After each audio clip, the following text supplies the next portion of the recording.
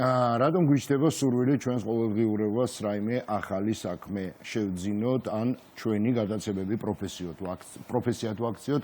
ამის მიზეზი შეიძლება იყოს ის, რომ დროთა განმავლობაში ადამიანები ვკარგავთ мотивაციას და ინტერესს იმ საქმეში, რაც ერთ დროს საინტერესოდ გვეჩვენებოდა, ან შეიძლება გრძნობდეთ, რომ ამჟამინდელი პროფესია აღარ გვაძლევს ზრდის ან ახალი უნარების განვითარების შესაძლებლობას, ან შეიძლება ახალი განათლების მიღების შემდეგ აღმოვაჩინოთ, რომ სხვა სფერო უფრო გვიზიდავს. მოკლედ, მიზეზი შესაძლოა სხვადასხვა და ძალიან ბევრი იყოს.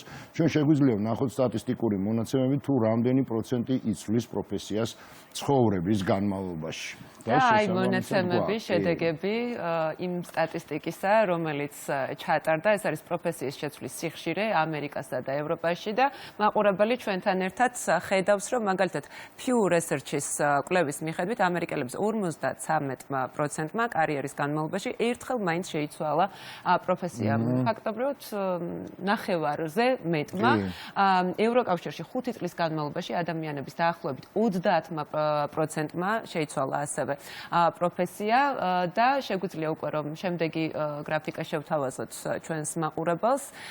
მიზეზები არის განსხვავებული პროფესიის შეცვლის თავარი მიზეზები აი ახლა გამოჩნდება გზა და გზა, ეს არის დაბალი ანაზღაურება, პროფესიული ზრდის შესაძლებლობის ასევე ნაკლებობა, ემოციური გადატვირთვა, ეგრეთ წოდებული გადაწვა, ტერმინი რომელსაც ხშირად ვიყენებთ ხოლმე და პანდემიის ზეგავლენა და დისტანციური მუშაობის მოთხოვნა, ეს გახლავთ 30%. ასევე ღირებულებების ცვლილება, საკუთარი თავის პოვნის სურვილი და ასე შემდეგ. 25%-ია აი ამ მიზეზის გამო. ახალი ჰობის შეძენა.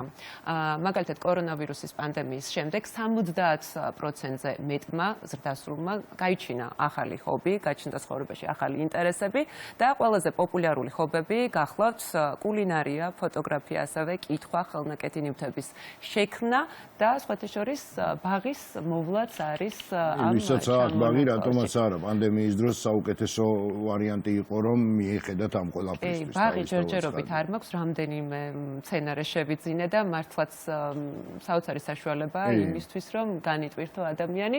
ყველაზე ხშირად შეცვლილი პროფესიები ამ ჩამონათვალსაც ხედავს. ახლა ჩვენ ტელემაყურებელი საწყისი პროფესია არის ოფის მენეჯერი და ახალი მიმართულებები მენეჯერი, ანუ საწყისი პროფესია, ახალი მიმართულება, გრაფიკული დიზაინერი, მასწავლებელი, ფსიქოთერაპევტი, კონსულტანტი, ჟურნალისტი, სოციალური მედიის მენეჯერი ან კონტენტ კრეატორი, იურისტი, HR მენეჯერი ან ტრენერი, პროგრამისტი, ციფრული მედია ან მეწარმე.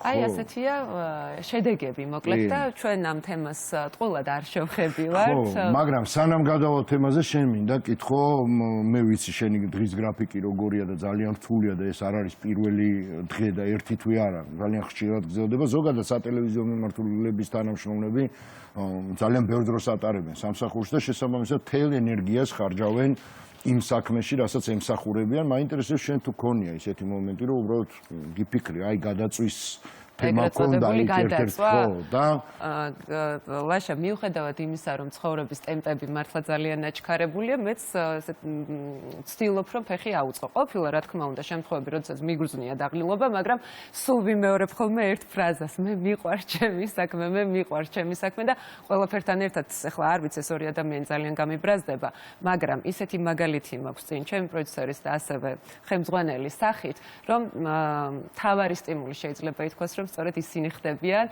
ამიტომ მაშინ, როდესაც ვიგრძნობ ხოლმე ამ დაღლილობას, პირველი ვიწყებ ხოლმე მათზე ფიქრს. აი, ძალიან მაგარ რაღაცას გაუშვი შენ ხაზი და ეს არის. იმიტომ რომ мотивაციას აქვს ძალიან დიდი მნიშვნელობა. თავარია სტიმული არ დაკარგო. დაღლილობას ეშველება. თავარია სტიმული არ დაიკარგო. და სიყვარული საკუთარი პროფესიის მიმართ. სტიმულს აქვს ჩვენ შენობაში უამრავი ადამიანი გვაძლევს იმისათვის, რომ ყოველი მეორე დღე ზუსტად ისეთი იყოს, როგორც პირველი. ნუ ეს ორი მუხტა და ეს გაგრძელდება ასე, რა თქმა უნდა. წავედით?